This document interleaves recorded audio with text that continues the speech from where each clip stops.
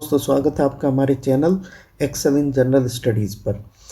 दोस्तों हम इकोनॉमी पढ़ रहे थे। इकोनॉमी में हमें जो इंटरनेशनल फाइनेंशियल इंस्टीट्यूशंस पढ़ने हैं उनमें है world trade organisation, TRIPS, TRIMS, विश्व बैंक, इंटरनेशनल मॉनेटरी फंड और एशियन डेवलपमेंट बैंक। तो वर्ल्ड ट्रेड ऑर्गेनाइजेशन हम पढ़ चुके हैं, इंटरनेशनल मॉनेटरी फंड हम पढ़ चुके हैं। आज हम देखेंगे एशियाई विकास बैंक, एशियन डेवलपमेंट बैंक। तो चलो शुरू करते हैं। Asian development bank. Asian development bank की स्थापना 19 दिसंबर 1966 को हुई थी। 19 दिसंबर 1966 को। आपको पता है कि 1944 में ब्रेटन वुड्स सम्मेलन हुआ था और उसमें दो इकोनॉमिक इंस्टीट्यूशंस की स्थापना हुई थी, वर्ल्ड बैंक और इंटरनेशनल मॉनेटरी फंड, जिनका दोनों का हेडक्वार्टर वाशिंगटन डीसी में है, जिनको जुड़वा संस्थाएं भी बोला जाता है, ब्रेटन वुड्स ट्विंस बोला जाता है। तो जब वर्ल्ड बैंक था ऑलरेडी पूरे विश्व के विकास के लिए, पूरे विश्व में गरीबी को कम करने के लिए, पूरे विश्व में मानव विकास को बढ़ावा देने के लिए, पूरे विश्व के आर्थिक विकास को बढ़ावा देने के लिए, समावेशी विकास के लिए, तो फिर एशियाई विकास बैंक की ज़रूरत क्या पड़ी। पहले हम थोड़ा सा इसका बैकग्राउंड देख लेते हैं कि क्यों इसकी स्थापना की गई।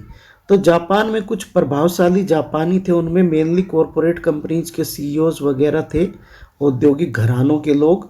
तो उन्होंने एडीबी की योजना बनाई थी। ये इस बैंक को 1962 में इन्होंने ये योजना बनाई थी कि एक क्षेत्रीय बैंक के रूप में एशियन डेवलपमेंट बैंक की स्थापना करेंगे और ये इसको एक प्राइवेट बैंक की तरह ही स्थापित करना चाहते थे कि एक निजी बैंक होगा, private bank, Asian development bank, जो जापान और एशिया के लिए काम करेगा। ठीक है। इन्होंने अपना प्लान बताया सरकार को। सरकार को इनका प्लान ठीक लगता है, अच्छा लगता है जापान के लिए, तो सरकार उस प्लान को समर्थन दे देती है। तो इनका क्या अनुभव था, इनको ऐसा लग रहा था कि एशिया से उनका हित साधन वर्ल्ड बैंक के द्वारा नहीं हो पा रहा है। उनको ऐसा लग रहा था कि वर्ल्ड बैंक जो काम कर रहा है उससे जापान का हित साधन या एशिया का हित साधन नहीं हो पा रहा है। तो इसलिए हमें एक ऐसे अक्षेत्रीय विकास बैंक की ज़रूरत है जो एशिया और जापान पर फोकस करे। तो ऐसा बैंक ये स्थापित करना चाहते थे। ठीक है। अब जब प्लान बन गया और 96 में एडीबी की स्थापना हुई, तो जापान ने जो फंड था एशियन डेवलपमेंट बैंक का, उसमें सबसे अधिक योगदान दिया। एक होता है साधारण पूंजी संसाधनों में, जो साधारण पूंजी संसाधन होते हैं जिसमें मैंडेटरी होता है उतना, जिस सदस्य बनने के बाद जितना उसका शेयर है उतना फंड कंट्रीब्यूट करना मैंडेटरी होता है। तो फ्रांस ने तब $173.7 मिलियन का कंट्रीब्यूशन किया था। ये 1972 के अंत तक है जापान का कंट्रीब्यूशन। तो ये उस टाइम पर टोटल का 22.6% था। जैसे कितने सदस्य थे तब? 31 सदस्य थे। तो इन 31 सदस्यों में सबसे ज़्यादा कंट्रीब्यूशन जापान का था। ये एक होता था विशिष्ट कोष, दो विशिष्ट कोष होते थे, बाद में उन दोनों को मिला के एशियन डेवलपमेंट फंड बनाया गया था 1974 में, एशियाई विकास कोष। तो उन विशिष्ट कोष में भी जापान का योगदान था $122.6 मिलियन, मतलब टोटल का 59.6%। अब जिस देश का फंडिंग में इतना बड़ा योगदान होगा तो उसको ज़्यादा बेनिफिट तो उस इंस्टीट्यूशन से मिलेगा ही। तो एक ऐसी ही वो बन गई थी परंपरा कि जो एशियन डेवलपमेंट बैंक है इसके अध्यक्ष भी अभी तक जापान से ही बनते हैं। अभी तक कोई भी अध्यक्ष जापान से अलग किसी दूसरे देश का अध्यक्ष एशियन डेवलपमेंट बैंक का नहीं बना है। अभी तक जितने भी अध्यक्ष हुए हैं सभी जापान के। उसका रीज़न यही है कि जापान की जो शेयर होल्डिंग है एशियन डेवलपमेंट बैंक में वो नंबर 1 पर है। अभी आज की जो कंडीशन है उसमें जापान की शेयर होल्डिंग नंबर 1 पर है, सेकंड नंबर पर यूएसए है, संयुक्त राज्य अमेरिका, थर्ड नंबर पर चाइना है और फोर्थ नंबर पर है इंडिया। जापान और यूएसए का शेयर ऑलमोस्ट बराबर है, यूएसए का थोड़ा सा कम है जापान से। ठीक है। इसी वजह से जापान का वर्चस्व रहता है एशियन डेवलपमेंट बैंक में और जो इसका अध्यक्ष होता है, प्रेसिडेंट होता है, वो जापान से होता है। अब हम देखते हैं ये। तो एशियन डेवलपमेंट बैंक बनाया गया। एक United Nations economic and social council होती है। उसी United Nations economic and social council के अंडर में 4 काउंसिल्स और होती है। उनमें से एक काउंसिल है economic commission for Asia and far east, जो इंडिया है और एशिया, इनको ईस्टर्न कंट्रीज बोला जाता है ना, जैसे अमेरिका और डेवलप्ड कंट्रीज को वेस्टर्न कंट्रीज बोला जाता है। तो ये एशिया और फार ईस्ट की कंट्रीज के लिए इकोनॉमिक कमीशन है। तो इसमें जो देश आते हैं वो देश और कुछ गैर अक्षेत्रीय विकसित देश, जैसे अमेरिका है, ब्रिटेन है, ऐसे गैर अक्षेत्रीय विकसित देश जो इसमें नहीं आते, एशिया एंड फार ईस्ट में जो नहीं आते हैं, तो कुछ वैसे देशों को मिलाकर एशियन डेवलपमेंट बैंक की स्थापना की गई। समझ गए? तो ये एशिया एंड फार ईस्ट की कंट्रीज है। जो इकोनॉमिक कमीशन, जो United Nations economic and social council की जो 4 परिषद है, उन 4 परिषदों में से एक परिषद है economic commission for Asia and far east.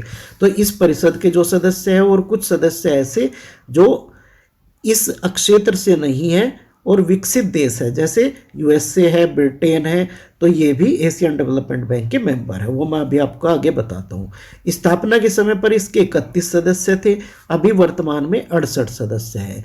इन 68 सदस्यों में से 49 सदस्य तो क्षेत्रीय सदस्य हैं जो एशिया और पैसिफिक से हैं, ये एशिया एंड फार ईस्ट। तो एशिया पैसिफिक क्षेत्र से कितने सदस्य हैं? 49, इनको बोलते हैं क्षेत्रीय सदस्य। और 19 सदस्य हैं बाहरी, उनको बोलते हैं बाहरी, आउटसाइडर्स। तो वो जो आउटसाइडर्स कंट्रीज हैं वो मेनली विकसित देश है, डेवलप्ड कंट्रीज है, मेनली फंडिंग के लिए। जैसे यूएसए है, यूएसए एडीबी में दूसरे नंबर का योगदान देता है, तो इनको गैर क्षेत्रीय सदस्य बोलते हैं। भारत क्या था? भारत इसका भी संस्थापक सदस्य है, और आपको पता है कि भारत आईएमएफ और वर्ल्ड बैंक का भी संस्थापक सदस्य रहा है, संस्थापक सदस्य है वर्तमान में भी। तो ये योगदान मैं आपको ऊपर भी बताया था। जापान का सबसे ज़्यादा योगदान है, जापान के बाद अमेरिका, अमेरिका के बाद चीन, चीन के बाद में भारत, भारत चौथा सबसे बड़ा शेयर धारक है, और भारत का शेयर है 5.812%, 5.812%। जापान और अमेरिका का है 15 पॉइंट समथिंग के आसपास है, तो पॉइंट्स में डिफरेंस है, 15 पॉइंट समथिंग परसेंट के आसपास है, तो करीब 30% शेयर जापान और अमेरिका का है। ठीक है। वोटों का वितरण जैसे विश्व बैंक में होता है, वैसे ही पूंजी अभिदान अनुपात के आधार पर, जिसकी ज़्यादा पूंजी है उसके ज़्यादा वोटिंग राइट्स है। इसी वजह से यूएसए और जापान के पास समान वोटिंग शेयर है। ये एक्चुअली बढ़ता घटता रहता है। एक टाइम पर जापान और यूएसए के पास बराबर बराबर शेयर था पूंजी अभिदान में, तो अभी मैं समझता हूँ जापान का शेयर थोड़ा सा ज़्यादा है पॉइंट्स में, 15 पॉइंट समथिंग है दोनों का, पर जापान का पॉइंट्स में थोड़ा सा शेयर ज़्यादा है। जापान के बाद यूएसए, यूएसए के बाद चीन, चीन के बाद में भारत, भारत चौथा बड़ा शेयर धारक है, जिसका शेयर है 5.812%। एक ट्रीटी के माध्यम से इसकी स्थापना की गई थी। इसका हेडक्वार्टर है मनीला में, मनीला फिलीपींस। फिलीपींस एक कंट्री है, दक्षिण पूर्व एशिया की कंट्री है, साउथ ईस्ट एशियन कंट्री है फिलीपींस। फिलीपींस की कैपिटल है मनीला, मनीला में इसका हेडक्वार्टर है एशियन डेवलपमेंट बैंक का। अभी जो इसका अध्यक्ष है वो है मसात्सुगु असाकावा, मसात्सुगु असाकावा, ये इसका प्रेसिडेंट है अभी वर्तमान में, जापान से ही है ये भी। इसका उद्देश्य क्या था ये देख लो, एशियाई विकास बैंक का, एशियन डेवलपमेंट बैंक का उद्देश्य क्या था। तो जो अपना ये एशिया प्रशांत क्षेत्र है, एशिया पैसिफिक एरिया है, इसके आर्थिक विकास को बढ़ावा देना, गरीबी से मुक्ति दिलाना, जीवन की गुणवत्ता में सुधार करना, मानव विकास को समर्थन देना, ह्यूमन डेवलपमेंट, और एशिया प्रशांत को समृद्धि मतलब ग्रोथ, लचीलापन, फ्लेक्सिबिलिटी, समावेशिता, इंक्लूसिव डेवलपमेंट और स्थिरता, स्टेबिलिटी प्रदान करना। जीवन की गुणवत्ता में सुधार का मतलब है कि जीवन के लिए जो आधारभूत चीज़ें होती है, जैसे रोटी, कपड़ा, मकान वगैरह, वो सभी गरीब लोगों को मिले, गरीबी कम हो, आर्थिक विकास को प्रोत्साहन मिले, इंक्लूसिव डेवलपमेंट हो, सभी का विकास हो। तो इस टाइप के इसके उद्देश्य थे एशिया प्रशांत क्षेत्र में। अब ये सहयोग किस तरह से करता है? एक तो ऋण प्रदान करता है, जो इसकी सामान्य पूंजी होती है, जो सभी देश कंट्रीब्यूट करते हैं, मैंडेटरी होता है कंट्रीब्यूट करना, उस पूंजी से ये ऋण प्रदान करता है, ऋण पर ये ब्याज लेता है। ठीक है। एक होता है अनुदान, अनुदान होता है जो कम रेट ऑफ इंटरेस्ट पर रहेगा या केवल प्रोसेसिंग फीस ले ली जाती है, इस टाइप से अनुदान किया जाता है। ये एशियाई विकास कोष जो मैं बता रहा था कि 1974 में इसकी स्थापना हुई थी, तो ये जो विशिष्ट कोष थे, ये 2 कोष होते थे, उन 2 कोषों का मर्जर करके एशियाई विकास बैंक, एशियाई विकास कोष, एडीएफ, एशियन डेवलपमेंट फंड 1974 में बनाया गया था। इससे अनुदान दिया जाता है। ठीक है। एक कोष है तकनीकी सहायता विशेष कोष, तकनीकी सहायता विशेष कोष। इससे एशियन डेवलपमेंट बैंक विभिन्न देशों में चल रही विकास परियोजनाओं को तकनीकी सहायता प्रदान करता है, टेक्निकल असिस्टेंस प्रदान करता है परियोजनाओं को। ठीक है। अब देखते हैं इसके स्रोत क्या होते हैं वित्तीय संसाधनों के। एक तो जो सदस्य देश जो मेंबर बनते हैं वो योगदान देते हैं, जैसे एशियन डेवलपमेंट बैंक में भी है, वर्ल्ड बैंक में भी है, जो योगदान देते हैं, ठीक है। दूसरा जो इंटरनेशनल फाइनेंशियल मार्केट है वहाँ पर बॉन्ड जारी कर देता है एशियन डेवलपमेंट बैंक, तो फंड रेज कर देता है। तीसरा होता है स्वैच्छिक अंशदान। स्वैच्छिक अंशदान कोई भी देश, जैसे कोई डेवलप्ड कंट्री है, जैसे वो बाहरी सदस्य भी है इसमें, गैर क्षेत्रीय विकसित देश, तो वो विकसित देश अगर कोई कंट्रीब्यूशन स्वैच्छिक रूप से वॉलंटरीली करना चाहे तो वो इसमें कर सकते हैं कि एशियाई विकास कोष में कर दे या तकनीकी सहायता विशेष कोष में कर दे। तो इससे जो स्वैच्छिक अंशदान ये होता है, इससे अनुदान दे दिया जाता है कंट्रीज को, गरीब देशों को, विकसित देशों को, विकासशील देशों को, ठीक है। अब इसका संगठन देख लो। संगठन में होता है board of governors. Board of governors में 68 सदस्य है, प्रत्येक सदस्य देश का एक प्रतिनिधि होता है, तो बोर्ड ऑफ गवर्नर्स में 68 गवर्नर हो जाएंगे। जैसे आईएमएफ में प्रत्येक सदस्य देश एक गवर्नर की नियुक्ति करता है, एक वैकल्पिक गवर्नर की नियुक्ति करता है। तो वैकल्पिक गवर्नर गवर्नर की अनुपस्थिति में गवर्नर का प्रतिनिधित्व करता है। तो सेम वैसे ही एशियन डेवलपमेंट बैंक में भी बोर्ड ऑफ गवर्नर्स होता है, जिसमें 68 गवर्नर होते हैं, ठीक है। अब ये बोर्ड ऑफ गवर्नर के जो 68 सदस्य हैं, इनमें से 12 सदस्यों से बन जाता है बोर्ड ऑफ डायरेक्टर्स।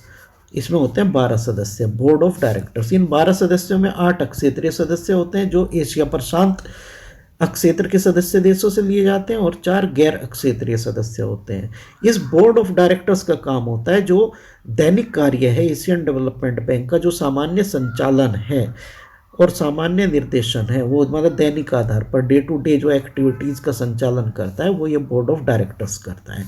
इस बोर्ड ऑफ डायरेक्टर्स को हेड करता है अध्यक्ष, प्रेसिडेंट। ये बोर्ड ऑफ गवर्नर्स की जो मीटिंग होती है, साल में एक मीटिंग होती है, उसी में ये अध्यक्ष का चुनाव करते हैं। अध्यक्ष का पद 5 वर्ष के लिए होता है, उसका टेन्योर 5 वर्ष के लिए होता है, और अभी तक इसके जितने भी अध्यक्ष हुए हैं वो जापान से ही हुए हैं, ठीक है। इसकी आलोचना की जाती है। आलोचना इसकी ये की जाती है एशियन डेवलपमेंट बैंक की, कि ये जापान की आर्थिक स्वार्थ सिद्धि के लिए कार्य करता है। आर्थिक स्वार्थ सिद्धि के लिए यह आरोप इसके ऊपर इसलिए लगता है कि जापान का जो ट्रेड है, जापान का trade south east Asian countries से ज़्यादा होता है। साउथ ईस्ट एशियन कंट्रीज में कौन कौन सी है, जैसे इंडोनेशिया है, थाईलैंड है, साउथ कोरिया है, फिलीपींस है, जो साउथ चाइना सी के आसपास स्थित कंट्रीज है, ये समझ लो। साउथ चाइना सी है, जैसे चाइना है, चाइना के साउथ में साउथ चाइना सी है। साउथ चाइना सी के चारों तरफ जो कंट्रीज है, उनमें वियतनाम है, फिलीपींस है, इंडोनेशिया है, थाईलैंड है, ब्रुनेई है, और छोटी छोटी कंट्रीज है, साउथ कोरिया है। इन कंट्रीज से जापान के अच्छे रिश्ते हैं, जो ट्रेड रिलेशन है वो अच्छे हैं। तो एशियन डेवलपमेंट बैंक का जो फाइनेंस होता है, जो वो मोस्टली इन कंट्रीज को होता है। मतलब ये है कि 80% फाइनेंस, अभी तक जितना भी फाइनेंस एशियन डेवलपमेंट बैंक ने किया है, उसका 80% फाइनेंस इन 6-7 कंट्रीज को होता है, जिनके साथ जापान का इंटरनेशनल ट्रेड बहुत ज़्यादा है। तो इस पे ये आरोप लगता रहता है कि जापान अपने जो आर्थिक स्वार्थ है उसके, उनकी प्राप्ति के लिए इसको यूज करता है, एशियन डेवलपमेंट बैंक को। जैसे आईएमएफ और वर्ल्ड बैंक की भी आलोचना होती है कि अमेरिका उसको अपने लिए यूज करते हैं, तो उसी टाइप से यहाँ पर भी है। तो जापान पर यह आरोप लगता रहता है, तो इसको हम इसकी क्रिटिसिज्म में लिख सकते हैं। जैसे क्रिटिसिज्म में 1-2 पॉइंट लिखने हैं तो हम उसमें लिख सकते हैं। बाकी क्या लिख सकते हैं यहाँ पर क्रिटिसिज्म में इसकी, मैं यहाँ पे नोट नहीं किया था। बाकी ये लिख सकते हैं कि जैसे कुछ ऐसे प्रोजेक्ट्स होते हैं जिनको एडीबी फाइनेंस करता है, तो उन प्रोजेक्ट्स की वजह से कहीं ह्यूमन राइट्स का वायोलेशन हो रहा है, मानवाधिकारों का हनन हो रहा है, या पर्यावरण को कोई क्षति पहुंच रही है, या कोई संस्कृति को कोई क्षति पहुंच रही है, तो इस टाइप के जो इसके प्रोजेक्ट्स है वो 1-2 उदाहरण आप नोट कर सकते हो, उसको भी आलोचना में लिख सकते हो कि एडीबी ऐसे प्रोजेक्ट्स को, ऐसी परियोजनाओं का वित्तीयन कर रहा है जिनसे समाज को क्षति पहुंच रही है, पर्यावरण को क्षति पहुंच रही है, ग्लोबल वार्मिंग को बढ़ावा मिल रहा है। तो इस टाइप से आप उसमें आलोचना में लिख सकते हो। पर मेन आलोचना का बिंदु ये एक बिंदु ये, दूसरा बिंदु लिख सकते हो कि अध्यक्ष जापान से ही होता है, तो वो भी एक आलोचना हुई कि भाई एक ही कंट्री से अध्यक्ष हो रहा है। एक ये रिपोर्ट पब्लिश करता है Asian development outlook, Asian development outlook, ये हर साल या 6 महीने में करता है शायद, एशियन डेवलपमेंट आउटलुक। ठीक है, इसमें ये एशिया की, इंडिया की, चाइना वगैरह की ग्रोथ रेट प्रेडिक्ट करता है और जो इकोनॉमिक आउटलुक है उसको प्रेडिक्ट करता है। ठीक है, अब आगे देख लो। अभी हाल ही में ये कल परसों की न्यूज है, एशियन डेवलपमेंट बैंक ने निजी क्षेत्र के संचालन और सार्वजनिक निजी भागीदारी के लिए, सार्वजनिक निजी भागीदारी क्या होती है, पब्लिक प्राइवेट पार्टनरशिप के लिए चुनाव आयुक्त जो हमारे इलेक्शन कमिश्नर है अशोक लवासा, अशोक लवासा को वाइस प्रेसिडेंट बनाया है। वाइस प्रेसिडेंट बनाया है किन फंक्शंस के लिए, निजी क्षेत्र के संचालन के लिए और सार्वजनिक निजी भागीदारी के लिए। ये हमारे चुनाव आयुक्त था अशोक लवासा जी, इनको एशियन डेवलपमेंट बैंक में उपाध्यक्ष नियुक्त किया गया है। अभी कल परसों की न्यूज है, ये शायद कल की न्यूज है। अब आगे देखते हैं।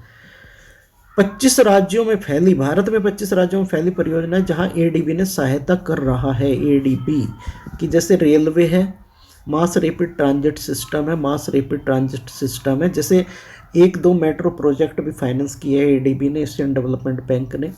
अक्षय ऊर्जा, रिन्यूएबल एनर्जी से संबंधित प्रोजेक्ट्स काफ़ी फाइनेंस किए हैं इंडिया में।